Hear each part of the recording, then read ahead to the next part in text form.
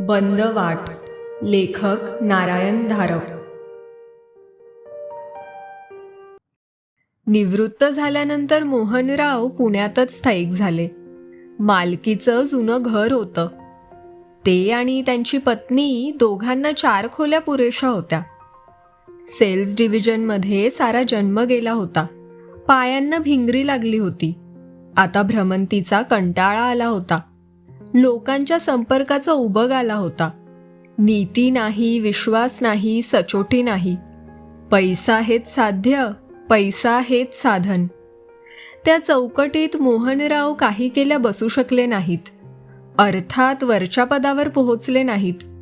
आता उर्वरित आयुष्य सुखात समाधानात घालवायची एकमेव इच्छा मनात होती. घराच्या सफाईत 2 आठवडे सहज गेले. मग त्यांची नजर आसपास गेली. त्यांचं एकमेव लहानसं घर वगळता सर्वत्र नव्या अपार्टमेंटच्या सोसायटीच्या उंच इमारती उभ्या राहिल्या होत्या. गेले होते ते जुने वाडे, बखळी, अंगण. आता झगमगीत दिव्यांची दुकानं होती.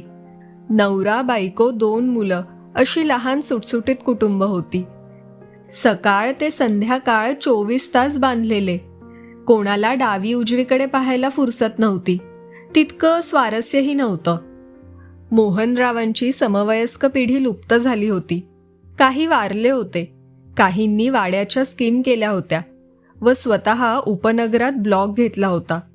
काहींचा तर पत्ताच नव्हता. असा एकाकी झालेला माणूस शेवटी स्वतःवरच परावर्तित होतो. स्वतःच त्याला शेवटी शक्तिसाधनांचा शोध घ्यावा लागतो. मोहनरावांच्या पत्नी विमलाबाई या सर्वसाधारण महिला होत्या. मोहनरावांबरोबर त्या जन्मभर त्यांच्या बदलीच्या गावातून राहिल्या होत्या. दोघांचा संसार जमला तेवढ्या टुकीने केला होता. मोहनरावांना वाटे, हिच्या कसोटीची वेळच आली नाही. आपल्याला मुलं झाली असती तर कदाचित विमलचा कस लागला असता. त्यांच्या बरोबरच्या काही वृद्ध मातापित्यांची परवड पाहता निपुत्रिकता हा शाप मानावा की वर मानावा याचं त्यांना कित्येकदा कोडं पडे. वाद करण्याचा त्यांचा स्वभाव नव्हता. त्यामुळे आधीचाच जरासा अंतर्मुख स्वभाव जास्तच स्वयंकेंद्रित झाला. तसे मोहनराव असमाधानी नव्हते. निदान बाह्यतः तरी नव्हते. आतलं कोण सांगणार? ते ज्या कारणासाठी माळ्यावर आले होते ते मोहनराव पार विसरून गेले. माळा खालच्या 4ही खोल्यांवर पसरला होता. 4ही बाजूंनी सामानाने गच्च भरला होता. पेट्या, ट्रंका, गाठोडी, डबे, खोकी इत्यादी इत्यादी. पण आता मोहनराव उत्तरेकडे उघडणाऱ्या माळ्याच्या एकमेव लहानशा चौकोनी खिडकीशी उभे होते आणि बाहेर पाहत होते. त्यांच्या लहानपणापासून ते या खिडकीतून पाहत आले होते. पण आता तोच देखावा दिसणं कसं शक्य होतं? सर्वत्र इतका बदल झाला होता. हे पत्र्याचं उतरतं छप्पर, हे मागचं अंगण, तो मधला आड, त्याच्या शेजारचं ते बकोळीचं झाड, हे खरं होतं? लहानपणी ते इथे आले की त्यांना ही खिडकी म्हणजे एक जादूची जागाच झाली होती. कारण तिथून त्यांना एक नवखं, अनोखं, अपरिचित जग दिसत होतं. उजव्या हाताला न दिसणारं कोणीतरी हार्मोनियम शिकत असायचं. ते बारीक सूर हवेतून त्यांच्यापर्यंत पोहोचायचे. पलीकडच्या वाड्यातील मुलं अंगणात खेळत असायची. बाया विहिरीवर पाणी भरत असायच्या. बाया कपडे धुत असायच्या. कोणाला या उंचावरच्या मूर्त साक्षीदाराची जाणीव नसायची. पण ते जग केव्हाच नष्ट झालेलं असणार. आता त्यांना ते उतरतं पत्र्याचं छप्पर, तो अंगणाचा झाडविहीर असलेला तुकडा कसा दिसू शकत होता? एकच शक्यता होती. त्याही वाड्याचा मालक यांच्यासारखाच अव्यवहारी माणूसघाणच असला पाहिजे. कदाचित तो त्यांच्या ओळखीचाही असेल. साधारण अंदाजाने मोहनराव त्यांच्या वाड्याच्या मागच्या बाजूस आले. पण त्यांचा शोध निष्फळ ठरला. सर्वत्र सिमेंट कॉन्क्रीटच्या उंचच्या उंच नवीन इमारती होत्या. त्या प्रत्येक इमारतीचा शोध घेणं क्रमप्राप्त झालं आणि सुवर्णमंगल का सुवर्णमयी अशा काहीतरी नावाच्या 4 मजली इमारतीच्या मागच्या सिमेंटच्या अंगणात मोहनराव आले. तेव्हा त्यांना आपल्या वाड्याच्या मागचा भाग दिसला. काळपटलेली जुन्या बांधणीची भिंत, आणि उंचावर एकच एक चौकोनी खिडकी. ते बराच वेळ तिकडे पाहत उभे राहिले आणि मग सावकाश परत आपल्या घरी आले. आता तरी त्यांची पाहण्यात चूक झाली नव्हती. मग मघाशी वरून खिडकीतून पाहताना ते पुन्हा माळ्याकडे निघाले तशा विमलाबाई म्हणाल्या, या काय चक्रा चालल्या आहेत आज? आहे तरी काय वर एवढं? काही नाही, एक जुना अल्बम शोधतो आहे, मोहनराव म्हणाले. किती सहजपणे खोटं बोलले होते. पण आता त्यांचं सर्व लक्ष माळ्यावरच्या त्या खिडकीकडे होतं. ते वर आले तेव्हा धाप लागली होती, परिश्रमाने आणि मनाच्या उत्तेजित अवस्थेनेही. आणि मग ते खिडकीपाशी आले आणि गोठल्यासारखे उभे राहिले. मागच्या बाजूस खाली नव्या इमारती नव्हत्या. तेच उतरतं पत्र्याचं छप्पर, ते अंगण, विहीर, झाड आणि त्या अंगणात वावरणारी माणसं. त्यांना जाणवलं की आपल्या सर्व शरीरावर काटा आला आहे. पुढचे 1-2 दिवस मोहनराव विमनस्क होते. दुसऱ्याच पहाटे ते माळ्यावर गेले होते. बरोबर आणलेला एक लहानसा खडा त्यांनी खाली टाकला होता. पत्र्यावर खणखण आवाज करत तो घरंगळत खाली गेला होता. म्हणजे पत्रा खरा होता, अंगण खरं होतं, भास नव्हता. पण ते तर भूतकाळातलं एक दृश्य होतं. त्याची व्याप्ती कुठवर होती? दिसत होता तेवढाच भाग की ते त्या वाड्यातून बाहेर पडले तर 50-51च्या पुण्यात पोहोचतील. पुन्हा एकदा सर्वांगावरून गेलेली सरसरती शहार जाणवली. भूतकाळात प्रवेश करण्याची वाट त्यांना खुली झाली होती का? 1950. नुकतीच विशी उलटलेला मोहन. पण 1950च असेल कशावरून?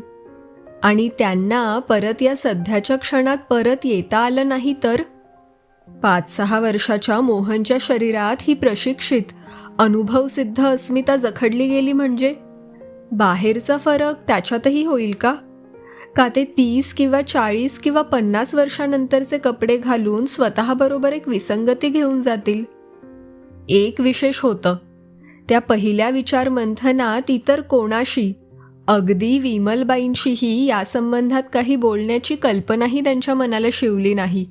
निवृत्तीनंतर जी एक विफलता ग्रासून टाकत होती ती पार दूर झाली होती. मन विलक्षण उत्तेजित झालं होतं.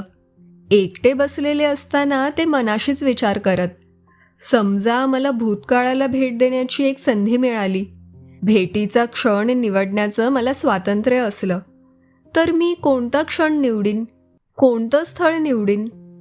केवळ विचार करता करता कितीतरी आठवणी मनासमोरून सरकत गेल्या.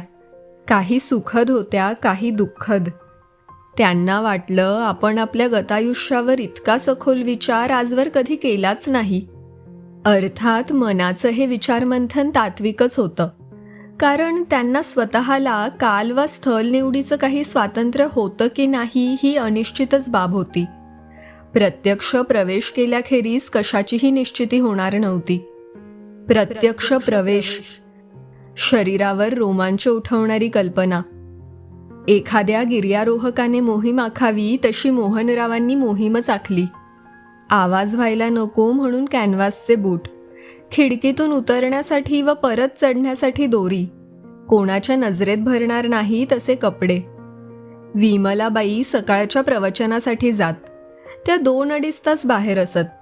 ती वेळ मोहनरावांनी निवडली. बाहेरचं दार त्यांनी नुसतंच लोटून ठेवलं. वर माळ्यावर आतल्या एका खांबाला दोरी बांधली.